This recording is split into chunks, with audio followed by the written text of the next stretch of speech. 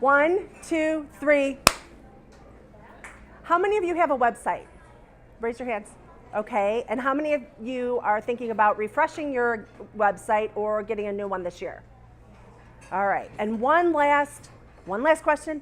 Raise your hands if you love writing content for yourself. Okay, good. Well, I love content. I've loved content since high school, and my English teacher, Mrs. Huck, taught me how to write very specifically. So I credit her for all of my experience with writing and my love of writing as well. So I want to say I'm thrilled to be here. It's been a few weeks, like I mentioned before, and I've missed all of you terribly. Like Marissa had mentioned, I started with WeSews in August, so it'll be almost a year. And the minute I walked into this room, it changed my life. It changed my life because I felt the energy and the enthusiasm of all you wonderful women. It helped me focus, go back to my office and focus on my business in so many different ways, knowing that there are teams of women out there where we can support each other and encourage each other and inspire each other. I was so inspired when I left here. So as a thank you to all of you women for being my inspiration and keeping me focused in my job and helping me along the way, because several of you and I have worked together, I want to do a thank you today. So I have a raffle drawing. If you would like to put your business card into this lovely jar my daughter made for me, we can raffle off a prize. It will be 3 months of free website hosting and a free evaluation of your content on your website. And so in addition to that, you'll be added to my newsletter for online marketing tips as well. So thank you for being my inspiration. Let's see. So without further ado, we could start getting to the content, what we want to be here for. At So Connected, our standards for a high quality website entail 3 things. We call them the 3 pillars. It's customer-focused content, a strong technical background, and attractive graphic design. And if you're not an IT geek or a graphics phenom, the content part might seem easy for you to do. It might be something you want to do on your own because it might be something that you do well with writing, right? It just sounds easy, save money, you could do it on your own. So, and that would be fine. And especially after today, you should be able to do that. Because I'm going to give you all my secret sauces of how when I approach a client, what I do in order to get the content drawn out of the business owner, out of my client on a personal level, a professional level, and what they want to achieve level, so their objectives and goals. And what I do to extract it, and then how I go about formulating it. So does anybody feel that content is hard to write, particularly for ourselves? Okay, why do you think that is, Jean? Why is it hard? Well, I think sometimes it's hard to promote yourself, and actually, for me, I think it's hard to see what I want the world to see. You know, exactly, it is. That's exactly right. It's even hard for me to promote myself. I actually got all my content written. I thought, oh man, I am on a roll. I love this. I think I'm ready. And I looked through it. I'm like, I just want to make sure. I had certain things in mind of what I wanted the messaging to say. And I'd seen it 100 times, and I said, you know what, I'm going to hire a content writer, and I want them to look it over. Well, she did, and she called me up, and she said, Cindy, I'm seeing 3 personalities here. And which one am I working for? So even me as a professional content writer, it's difficult to market ourselves. It's really, really difficult to figure out what we want to say, but more importantly, what we want to say for our customers to get what we're trying to say to them, right? And grab their attention. So today we're going to work on a couple different things. We're going to work together. I'm going to show you my secret sauce. I'm going to explain why it's difficult and what you should do, with the steps you should take or could take that would help you write your own content. When websites were first created back in the 90s, the old days as my daughter calls them, company websites were really like an encyclopedia for businesses. You sat there and you read the entire website most of the time to figure out if you want to work with this person. This was in the age when we had time to read websites. Not the case anymore. The pendulum is swung. People are looking at websites, and within 3 seconds, they want to know if they are interested in this. And that's where the content comes in to play and the importance of it. Does anybody have any idea of what makes them click on something or stay a little longer on a website? What attracts you to a website to take action? I think when it resonates with me, it's something that I can relate to. Okay. All right. Anything else? The benefit to you. So that these are really good feedback. Jean? What's in it for me? What's in it for you? Exactly. So that's what you want to see. Do you want to say one more thing, Sandy? Well, I was just going to say a promotion. A promotion. Okay, that's a great suggestion. I was gonna say the graphics will grab you. If you've got good graphics, it'll grab you to want to read and learn more. Yes. As opposed to just plain text. Visual is very, very important. Visual is the number one reason people do grab when it appeals to them.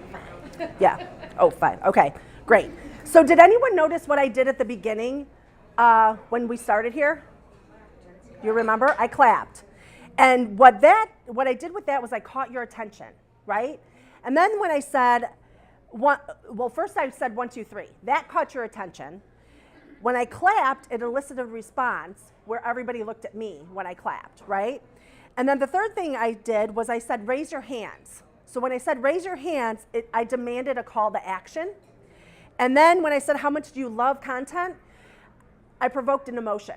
Whether it was negative or positive, it was both emotions, right? You had some type of emotion by the content that I was delivering to you, even though it was oral. This is exactly what you want to apply when you're writing. You want the fail-proof formula of 4 steps. Capture attention, provoke an emotion, elicit a response, and demand a call to action.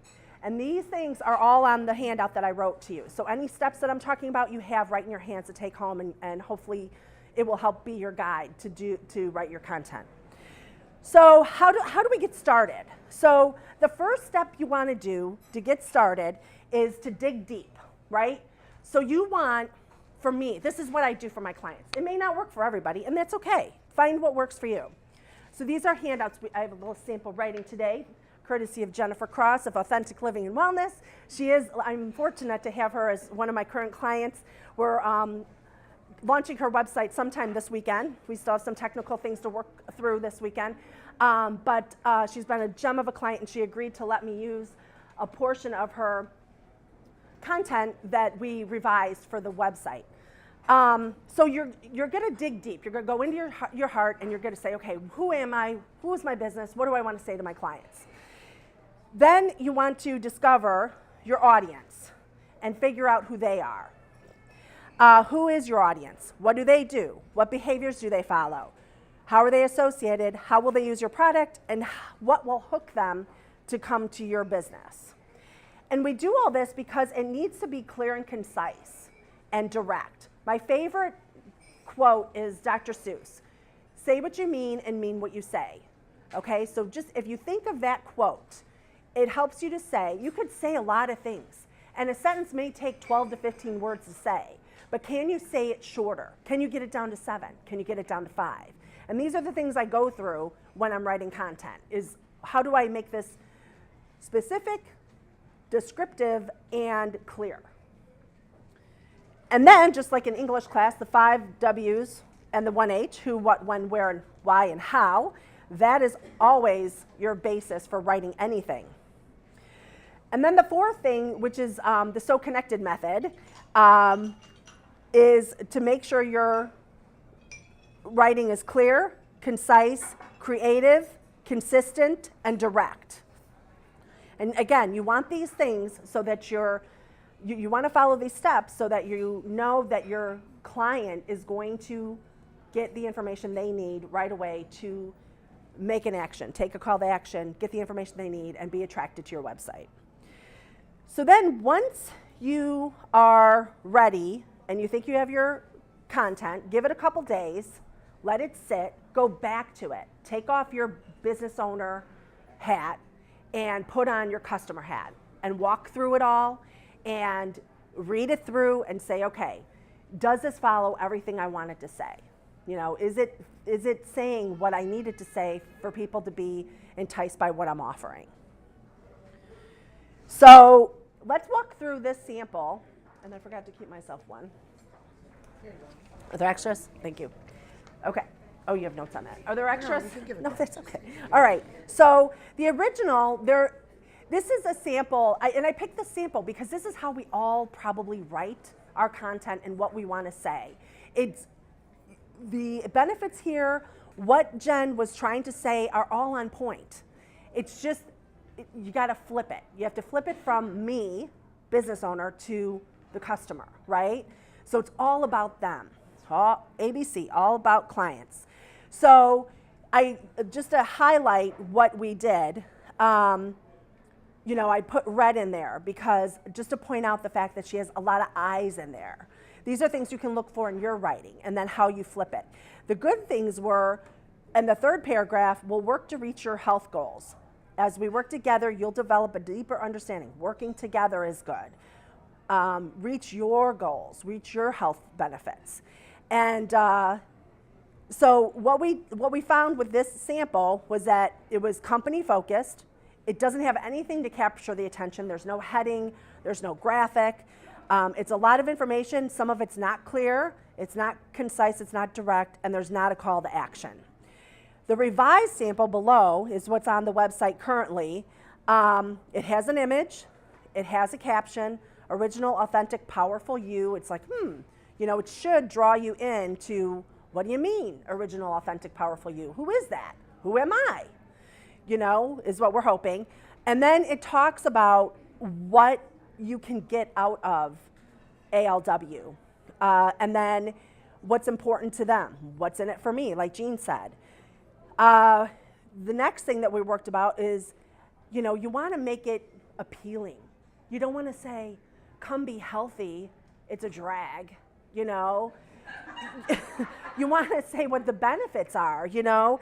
This is a life of wellness that can be flexible, fun, and long-lasting. Who doesn't want to be healthy for a long time? I mean, we've got how many products out here that are here to help us be healthy? And you know, but fun and flexible. You mean it's going to fit in with my life, and I'm going to have fun getting healthy and being healthy? What does that even mean? You know, so make them wonder, make them inquire. You know, hook them.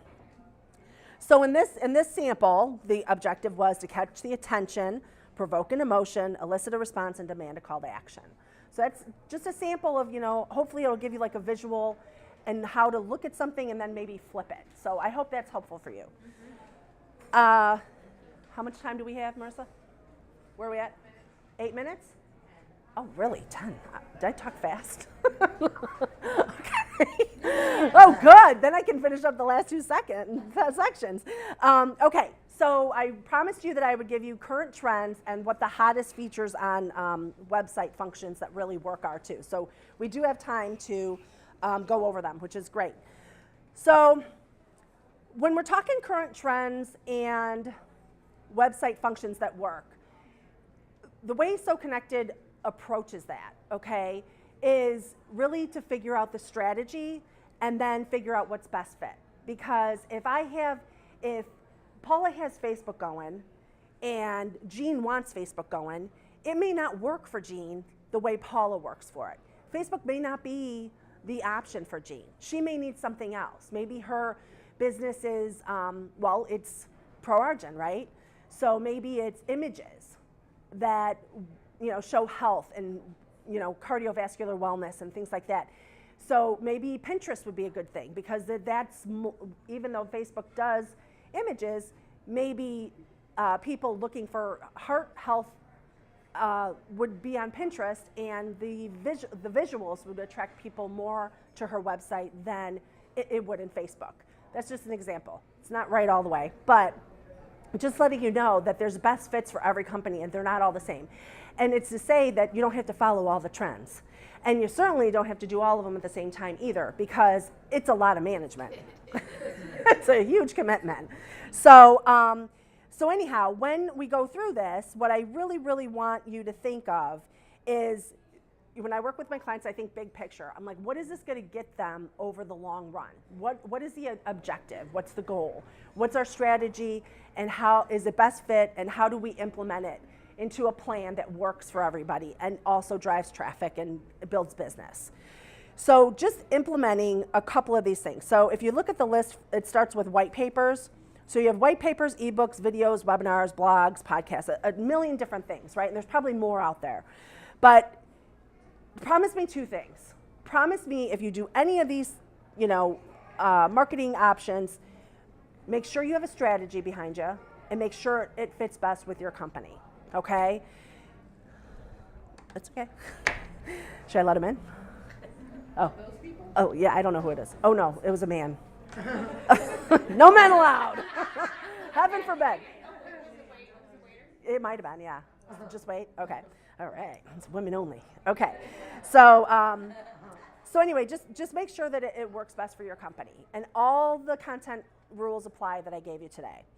Also, websites must be responsive. We've heard Paula talk about that. You need your website to be responsive for a lot of things. The primary reason is Google is not, so let me paint the picture for you. So I'm on my phone and I am searching company for shoes. And your website is a great company for shoes. It's well known around the world. Everybody knows about it. But your website's not responsive. So Google's going to bring up other companies first and not even recommend yours. So Google is driving this. And the reason is because as time goes on in this market and this day, we are all looking at stuff. Most of the work that we do on our phones is researching or looking up something for a contact. Yes? Oh, I'm sorry. Responsive means that your website size for a desktop can move from desktop size to tablet size to a phone size. So it responds to the device that it's working on. I had no idea that's Perfectly. what I'm so sorry. Thank you for the question. Great question, Sandy. So anyhow, always make sure that it's responsive, and it's extremely important because you do want people to be able to find it. we have can be read on all types of devices. How do You know? look at the devices. Number one, the other You don't have to make it smaller. if you don't want to pull up your whole URL on your phone, what you can do is on a desktop, you can squeeze it. So take the cursor, squeeze your screen, and if it turns take it all the way over to the phone size and it stacks, and you don't have to expand or squeeze to get it to move so you can read the content, that's a quick way to do it if you're on your desktop. Mary who So. also posted like a place where you can put in your URL and Yes. rate you and tell you whether it is okay or not. Yep, you could do that too. So, and Google will end up sending you love letters too, saying it's not responsive or this particular page isn't responsive and stuff like that too. Thanks, Marissa. Okay, so the other thing, this was really fascinating to me. We all know it needs to be visual. People have said already, graphics really attract me. Great. Graphics, whether they're crude or beautiful or, just plain old funny, do attract us to take action. Examples of visuals are graphics, pictures, infographics, huge market, infographics, explaining what you do with graphics. And videos. This is interesting. Wanda, your business is gonna boom. In 2014, video was 50% of the medium that content was viewed on. They're expecting in 2016 that's gonna grow to 86%. Jean? Woo! I have a problem with videos, and only because with SEO, how does that work? If you don't have content, do you say what the video says so that you have the content Yes, that there's people can find it then? there are plenty of ways in the back end to categorize or put keywords in your video. Plus, you always want to put captions, alt tags, and all kinds of things in your video. So within the video, when you post it to YouTube, they ask you all kinds of questions. Always make sure your boxes are filled in with as much detail as possible. And the keywords that your clients, SEO is a whole nother presentation. The keywords that your clients would be looking up. So does that help you? Yes. Yeah, you can absolutely use search engine optimization in your videos. Okay, so the hottest website functions, and this is kind of surprising to a lot of people that actually work. Number one, email is not dead. Not dead at all. It's your number one marketing tool. Why? Because it's going into someone's mailbox that they're looking at several times a day and they're reading it. So it's hitting them where they're looking at. It's kind of like Facebook. If you do a Facebook ad, because Facebook is your best fit for your business, do a Facebook ad, that ad is falling into their phone. And how many times do you check Facebook every day? They're going to see it, right? So email's not dead. In addition, the inside scoop on that is that you always want all your customers on Facebook or your social networks to be in your email list, because if Facebook, you all of a sudden give up on Facebook, or Facebook shuts down because we've all boycotted all their dumb algorithm changes and having to pay for their videos and everything, then you've lost all those customers. So make sure you have follow-up content or follow-up contact information for them in your email database so you can market through newsletters and those types of things. Lead generation. Every website should have, I have to wrap it up. Okay, so the next four I think are pretty self-explanatory. If you have questions, I've left my cards on the table. You know how to reach me. I'm so thrilled to be here. Thank you for your attention, your emotions, answering the call to action, and for all your responses. Thank you so much.